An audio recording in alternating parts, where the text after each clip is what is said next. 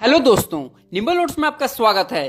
आज हम विज्ञान एनसीईआरटी क्लास 7 की 17 चैप्टर अपशिष्ट जल की कहानी के इम्पोर्टेंट टॉपिक को अच्छे से समझेंगे।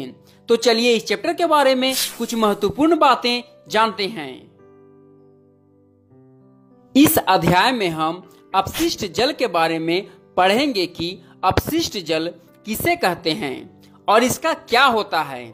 साथ ही साथ इस अध्याय में हम वाहित मल, बायोगैस, सीवर और अपशिष्ट पदार्थ जैसे महत्वपूर्ण बिंदुओं के बारे में भी चर्चा करेंगे। इस चैप्टर का पहला टॉपिक है अपशिष्ट जल। तो चलिए हम लोग इसके बारे में जानते हैं।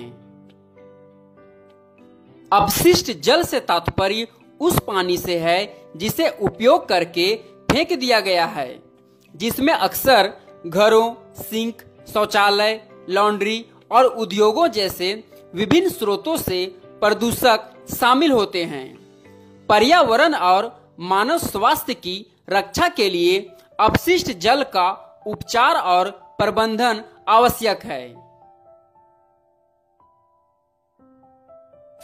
हमारा अगला टॉपिक है वाहित मल। तो चलिए हम लोग इसके बारे में जानते हैं।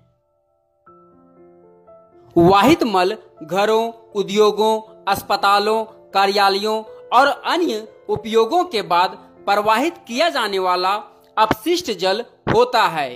इसमें वर्षा जल भी सम्मिलित होता है, जो तेज वर्षा के समय गलियों में बहता है। सड़कों और छतों से बहकर आने वाला वर्षा जल अपने साथ हानिकारक पदार्थों को ले आता है, जो वाहित मल द्रव रूपी अपशिष्ट होता है। इसमें अधिकांश जल होता है, जिसमें घुले हुए और ठोस अपद्रव्य होते हैं। हमारा अगला टॉपिक है सीवर प्रणाली। तो चलिए हम लोग इसके बारे में जानते हैं।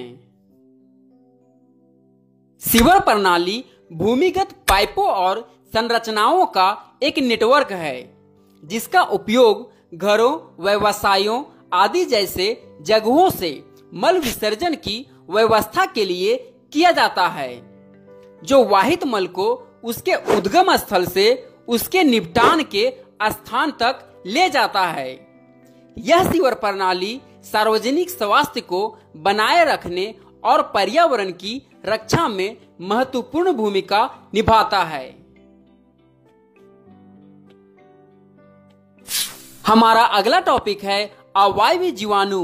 तो चलिए हम लोग इसके बारे में जानते हैं। अवायवीय जीवाणु सूक्ष्म जीव हैं, जो ऑक्सीजन रहित वातावरण में जीवित रह सकते हैं और पनप सकते हैं। वे अपनी ऊर्जा उन प्रक्रियाओं के माध्यम से प्राप्त करते हैं जिनमें ऑक्सीजन शामिल नहीं होती है, जैसे कि अवायवीय श्वसन। ये जीवाणु मानव शरीर के पाचन तंत्र और मिट्टी के पारिस्थितिक तंत्र सहित विभिन्न पारिस्थितिक क्षेत्रों में महत्वपूर्ण भूमिका निभाते हैं। हमारा अगला टॉपिक है वायवीय जीवाणु। तो चलिए हम लोग इसके बारे में जानते हैं।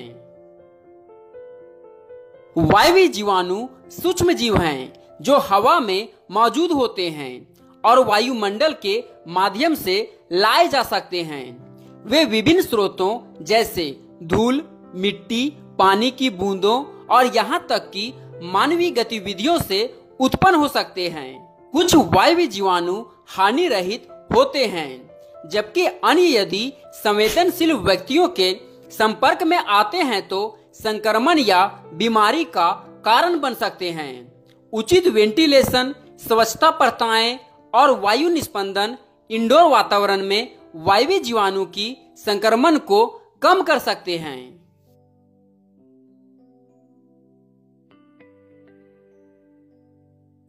हमारा अगला टॉपिक है बायोगैस। तो चलिए हम लोग इसके बारे में जानते हैं।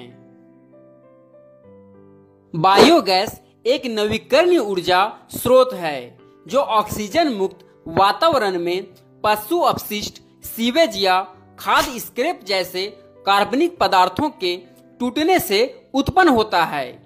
इसमें मुख्य रूप से मीथेन और कार्बन डाइऑक्साइड के साथ थोड़ी मात्रा में अन्य गैसें होती है। बायोगैस का उपयोग बिजली उत्पादन, हीटिंग और खाना पकाने के लिए किया जा सकता है। हमारा अगला टॉपिक है जल शोधन। तो चलिए हम लोग इसके बारे में जानते हैं। जल शोधन पानी से दूषित पदार्थों, प्रदूषकों और अशुद्धियों को हटाने की प्रक्रिया है ताकि इसे पीने या अन्य उपयोगों के लिए सुरक्षित बनाया जा सके। जल शोधन के लिए सामान्य तरीकों में निस्पंदन, आसवन और कीटाणु शोधन जैसे विधियों को उपयोग में लाया जाता है। ओके दोस्तों, इस चैप्टर के इंपॉर्टेंट टॉपिक को आप एक बार फिर से देख लें ताकि आपको पता चले कि आपने इस चैप्टर में कौन कौन से टॉपिक को समझा है।